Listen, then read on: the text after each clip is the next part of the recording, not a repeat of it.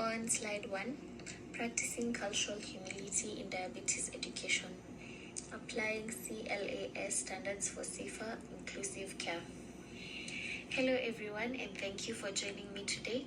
My name is Jihan Mohammed Eid, and in this brief training, we'll explore how cultural humility and the CLAS standards can improve the care we provide to our diverse diabetes patients here at CIMAR Community Health Centers.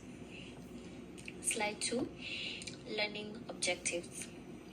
By the end of this session, you'll be able to recognize the importance of language assistance and culturally tailored materials, demonstrate culturally humble communication with diverse patients, and apply CLAS standards to foster a more inclusive, safer, and patient-centered environment.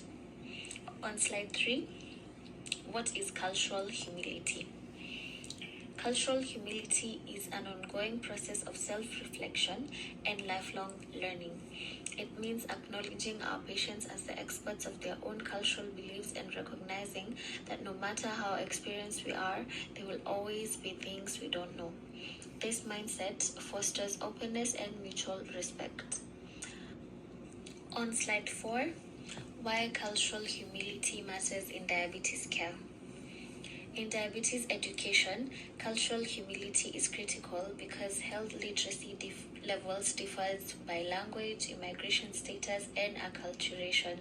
Cultural beliefs shape how patients manage their diets, understand symptoms, and approach treatment. If our communication isn't tailored, we risk damaging trust and worsening health outcomes. On slide 5, class 5, language assistance.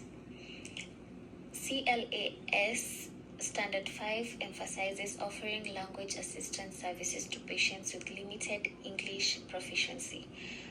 Best practice involves using trained interpreters, not family members, to avoid errors. For example, I once witnessed a patient overdose on insulin because a family member misinterpreted units as milliliters. Proper interpretation services could have prevented that. On slide 6, CLAS Standard 8, easy to understand materials. CLAS Standard 8 calls for easy to understand education materials. Best practice is to use clear visuals, plain language, and translations. At CIMAR, we can improve by offering Spanish language, glucose monitoring guides with culturally relevant illustrations, and avoid complex medical jargon. On slide 7, demonstrating cultural humility. To practice cultural humility, use the take-back method to confirm understanding, avoid method jargon, and respect patients' cultural practices. For instance, if a patient uses cinnamon tea for blood sugar control, rather than dismissing it, discuss how it might safely fit into their care plan without replacing prescribed medication.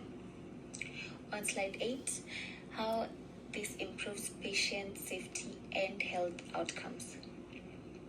When we apply cultural humility and the CLAS standards, we reduce medical errors, increase adherence to treatment, and strengthen trust between patients and providers. Ultimately, this prevents complications and improves health outcomes for most vulnerable patients. Slide 9, conclusion. In closing remember that cultural humility is not a destination but an ongoing practice. CLAS standards offer us a framework to deliver safer, more equitable care. I challenge each of you to commit to adopting one culturally humble practice in your diabetes education work this week. Slide 10. These are the references that informed this training. Thank you for your time and commitment to culturally humble care.